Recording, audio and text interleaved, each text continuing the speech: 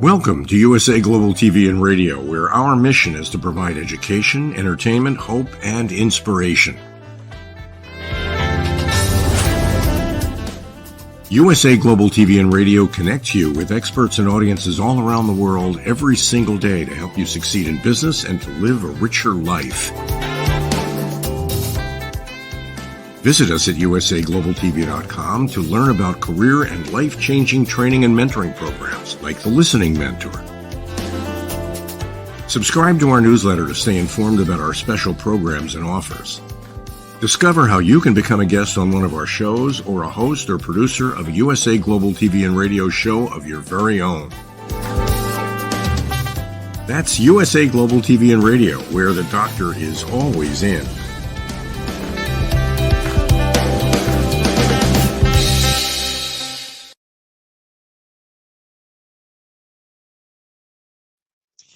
Howdy, y'all, or maybe I should say all y'all, because this is truly a worldwide audience. This is red.olaughlin, and we're on Talking Heads on the USA Global TV and Radio Network.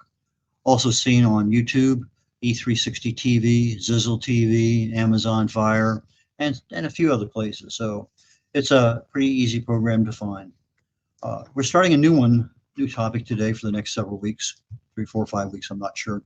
But I wanted to find something that was exciting for me. I'm a bit passionate about aging, longevity, and I wanted to add in a personal dimension, and that's one of heart health.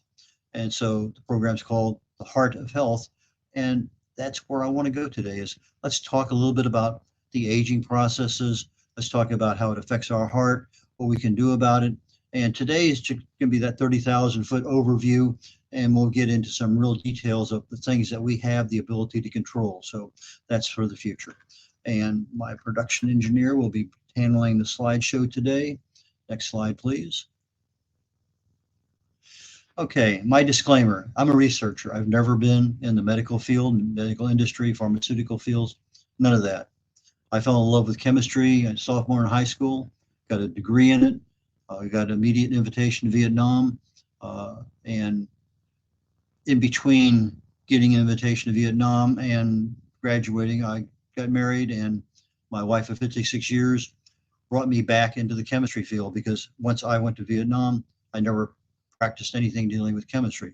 She came down with cancer about 10 years ago, and part of my program to help her as a caregiver was doing some research into how can I help counter some of these side effects of the chemo and radiation. And so I got back into looking at chemically what's going on in the body at the cellular level. And that's what I do today. I'm a researcher. I look at the cellular level in the body and what's happening from a chemical perspective. What expedites, what increases, what accelerates a process, what stops, and what slows it down. So if you treat a cause of a problem, you can usually fix it. If you're treating the symptoms, you're just treating symptoms, putting a Band-Aid on something, but the symptoms that cause that resulted in the symptoms is still doing damage somewhere because it's not being treated. And as always, this program is for awareness and education. Next slide, please. The book called Longevity Secrets to Healthy Aging, How to Live to 100 Years of Age with the Body of a 50-year-old and Mind of a 25-year-old. I wrote that book, 5, 6, 7 years ago, and it goes into detail into what causes our bodies to age. And I picked two primary ones and stick with them because there's well over a dozen that contribute, but I chose the ones I think are the biggest ones. So we'll talk a little bit about that, but if you need some reference down the road, please go ahead and order my book. It's available on Amazon. Next slide, please. Okay, what causes aging? Well, the two primary ones that I chose was human growth hormone. As we get older, we make less and less. HGH is one of those things that when you're a toddler, you're making it, let's say at 2,000 milligrams a day. You get to be a teenager, you're still making it, maybe 1,000.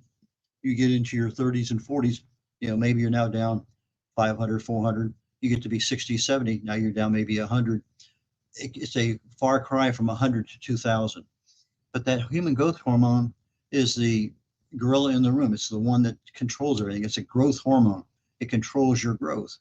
And there are some super simple ways of accelerating the creation of that growth hormone. And we'll talk about that in future episodes. But if you can increase your human growth hormone, and it's fairly easy to do, you do it easily in a day, then you have somebody back in the room in charge. And that's always good to have.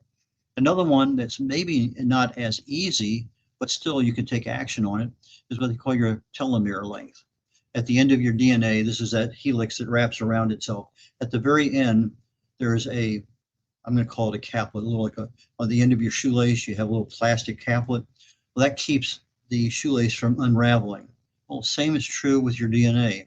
At the bottom of your DNA, every time the cell replicates, becomes one cell, now becomes two cells, that replication causes a little erosion of that telomere. Now, if you're in pretty good health, that erosion is going to be very small. But if you're overweight, have heart problems, diabetic, whatever, that little bit there goes to that much or that much. And so every time that cell replicates, you're losing more of that DNA. And that becomes a major factor. So that has to be taken into account. And again, you can't stop it from happening, but you can slow it down. There's a thing called a genomic instability. And when that happens in your genome, you have a tendency to see more and more mutations of your DNA. And that's not a healthy thing to have. We have another term called cellular senescence. This is cell aging. And it's programmed where the cell gets a certain age and it destroys itself. It's called apoptosis. But sometimes you have healthy cells that are not doing what they should be doing, and they become old and decrepit, and they're difficult to get rid of. But that also causes problems in your organs and other places with regard to, because the cells are not operating properly. One of my favorite topics is autophagy. We accumulate garbage in our cells. And autophagy is a body process by which I equated to drive a recycle repair truck to every single cell in your body. So you drive down the blood vessel, you stop at this cell, you stop at that cell, and you open the cell up, take out all the garbage, take out all the stuff that needs to be recycled. The garbage is put in the trash compactor. The stuff that needs to be recycled is fixed, mended, repaired, sent back into the cell. Now the cell has a clean environment to operate in again. Again, autophagy is a fairly easy thing to attain for many people. Some it's very difficult because of some other issues that are there. But if you don't have that cellular repair and recycling function going on in your body, cells get clogged up with a lot of stuff and they just can't operate properly. Next slide, please. There's the thing called deregulated nutrient sensing.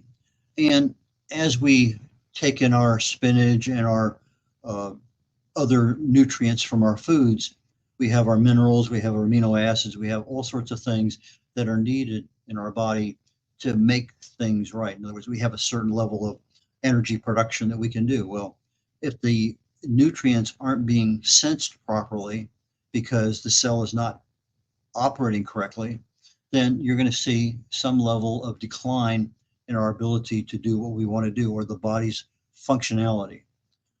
Another one is called stem cell dysfunction. Stem cells are used to replace cells in the body that are needed.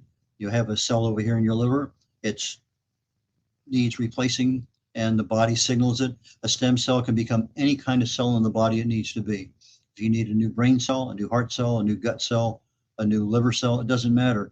A stem cell can become any cell in the body. So we have a supply of them. We can make more of them.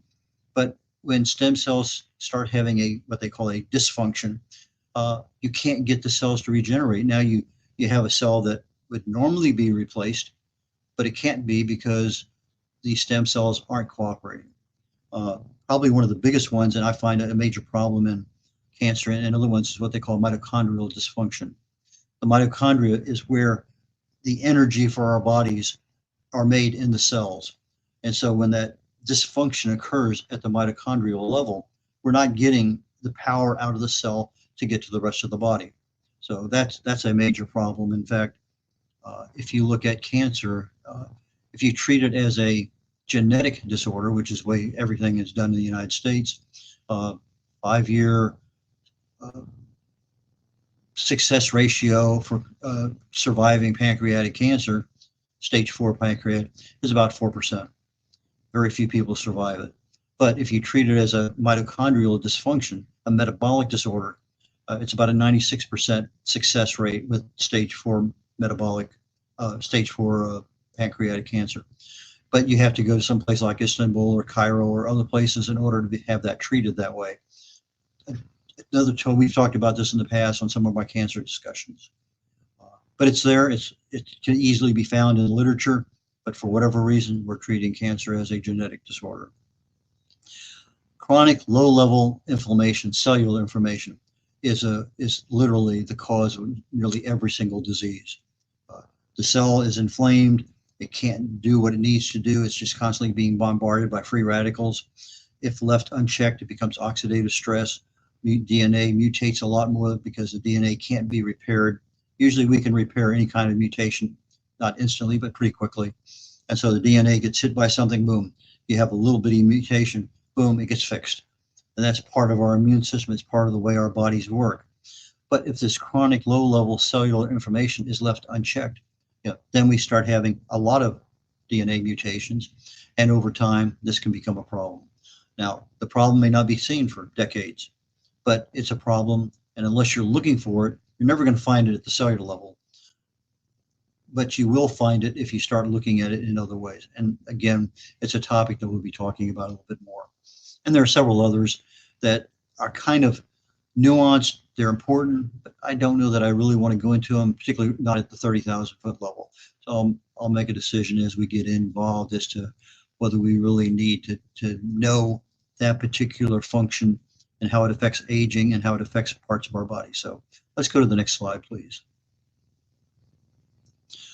What cardiovascular changes occur with age? Well, how old, the first question to ask is, when does things start getting old?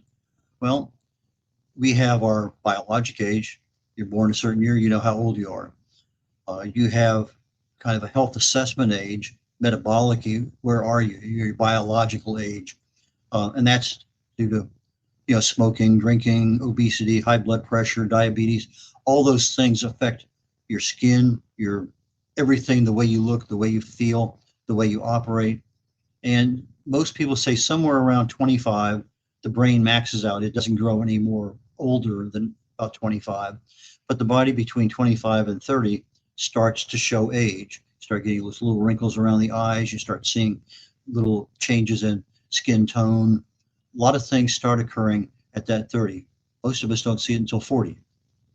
But when I look at the cardiovascular system, that's different. We can't literally see it. We can measure it in some places, but what happens when we start getting into our 50s and 60s and 70s and 80s? Well, one of the things that happens is that the heart walls start to thicken. And when that happens, many things happen, but one of the biggest ones is the fact that you're not getting full blood flow that you did 30 years earlier. The blood is pumping, the heart's going, but because everything is thickened up a little bit, You're not getting the same volume with the same push. Things that we hear about all the time, plaque. You get plaque from oxidized cholesterol. You get plaque from calcium. Plaque is there on the walls of your arteries and vessels, and it reduces the blood flow. It's a impediment to getting blood from point A to point B in a timely manner. Heart valves thicken. Again, another function in the heart that reduces blood flow. It's just not operating properly. Inflammation, that becomes a major problem with cardiovascular disease because it increases the risk of those things happening. Heart attacks, strokes, other things in there. Next slide, please. We have heart muscles that when you have a sedentary lifestyle, you love to sit on the couch, watch TV, and eat to your heart's content.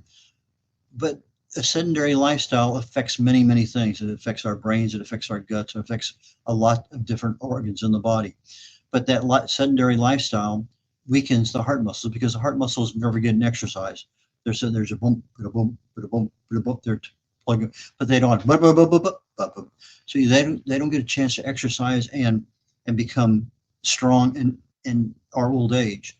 So anything at all that you can raise the blood pressure through exercise, walking is a very good one.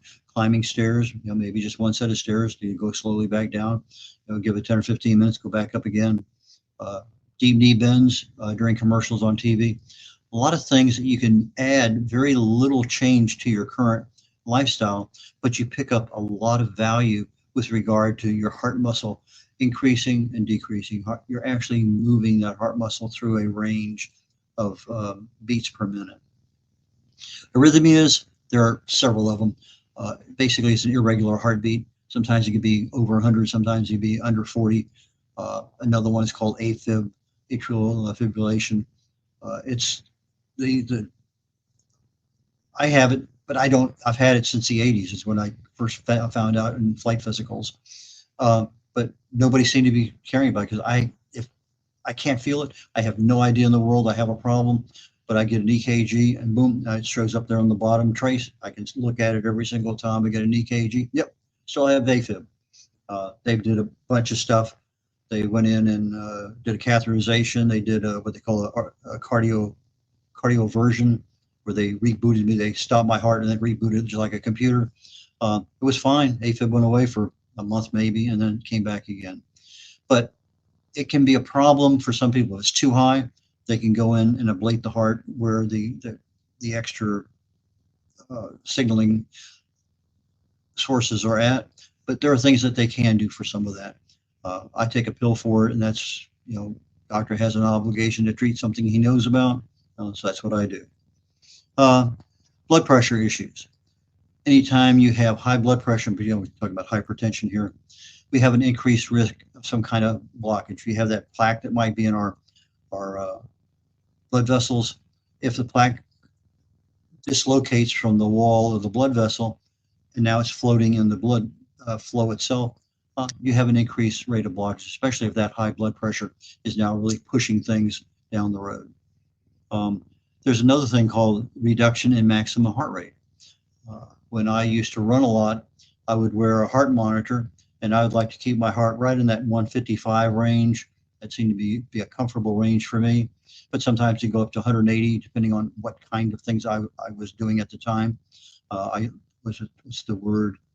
Fartleks, Fartlek. It's where you increase and then decrease your speed. And so I would find a telephone pole 100 yards down the road, and I would run as fast as I could to get to that next one. And then I would kind of relax for 2 or 3 phone poles and then do it again. And so I was looking at increasing my heart rate. Well, when you look at the calculations, they say, 220 minus your age, this, that, and whatever, and you can determine what is your maximum heart rate. Well, I also look at what is my heart resting rate. If I get my heart up to 150, I want to know how long does it take to get back down below 120. And in most cases for me, it was basically less than a minute, 45, 50 seconds. But if you can't get that resting heart rate back down, again, that becomes part of a problem. But the maximum heart rate is how much you can push through the heart. But if we are minimizing that, then we're not getting what we can get down the road. There's another one called left ventricular diastolic dysfunction, LVDD. This is your left ventricle is the one that kind of fills up with blood as your heart is starting to pump. But if it's starting to have a dysfunction, you're not getting all the blood in there. And so now the heart's ready to pump, but there's 80% of the blood okay, 80% that's being pumped. The other 20% never got into the heart because of this left ventricular diastolic dysfunction. And so that can be a problem with aging. Let's go to the next slide, please. Genetics, obviously family history is such, but with most genes, epigenetics is a term that they say, I can turn on a gene or I can turn off a gene, just like a light switch. Lifestyle factors are the things that are epigenetic in nature. So if I have something that is genetically applicable to me, and most of them are generally in that 5% range, rarely much more than 10%. I may have a gene for breast cancer, I may have a gene for Alzheimer's, I may have a gene for something else. A lot of those are controllable.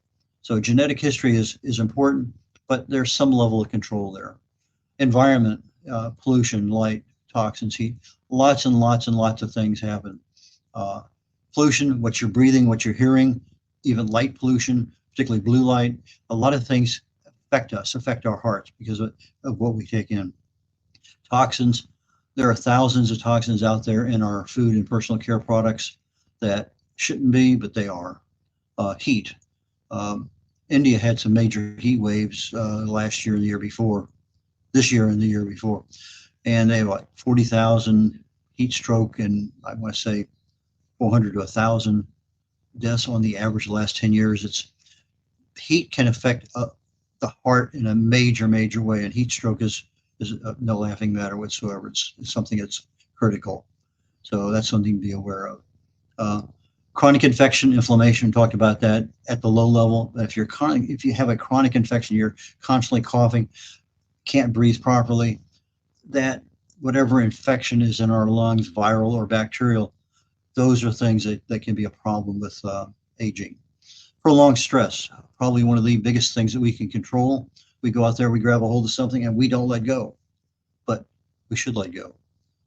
A relative, a spouse, teenagers, boss, traffic going home. So many things cause stress in our lives, and it's something that it should literally be controlled almost hourly because those things happen to us so often. Lifestyle, smoking, alcohol, exercise, lots of lifestyle issues affect age. Next slide, please. Okay, looking at the time. I haven't missed a flight physical since I haven't missed a physical since 1968. I had 31 years of flight physicals while I was flying with the Navy, and ever since I got out of the Navy, I don't miss one every year. I have a GP and a whole bunch of other doctors I picked up in the last few years.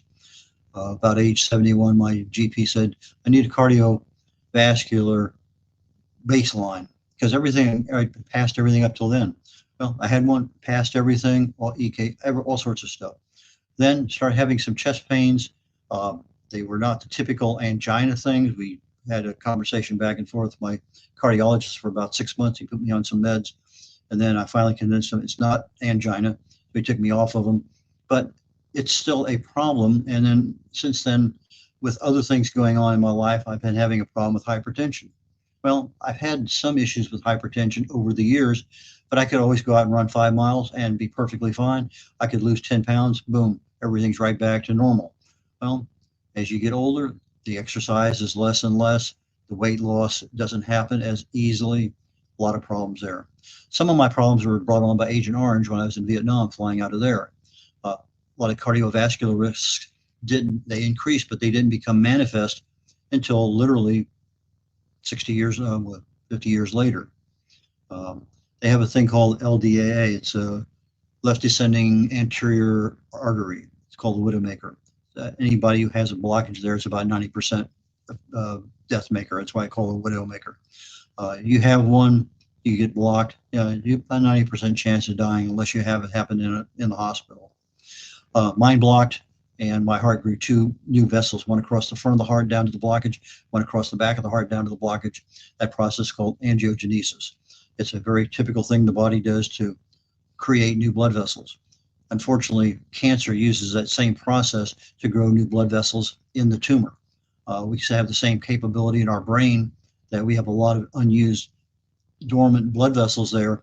And if you have enough of I think it's alpha tocotrienol, it's one of the 8 different kinds of vitamin E, that it will automatically open up a bypass in the brain. So if you're suffering a stroke, you generally will not have any side effects. It's one of those things that's real important. I typically always, because my flight surgeons always tested my ankle pulse, I just started doing it. Well, about a year ago, I reached down and I couldn't feel it, and I couldn't feel it for a week. And so saw my doctor. He tested me, sent me to another specialist, and I have peripheral artery disease. I don't know if that's an Agent Orange thing or not, but regardless, let me go ahead and say we're getting ready to end this one. Throw up the next slide, please, and let's just see what I have here. Okay, I'm going to pick up here on aging effects with different parts of the body the next time we get going. So with that, I'm going to go ahead and conclude Talking Heads for today, and we'll pick this up next week and start going into some of these things in a lot more detail. Take care, y'all. Have a wonderful time, and catch you next week. Bye now.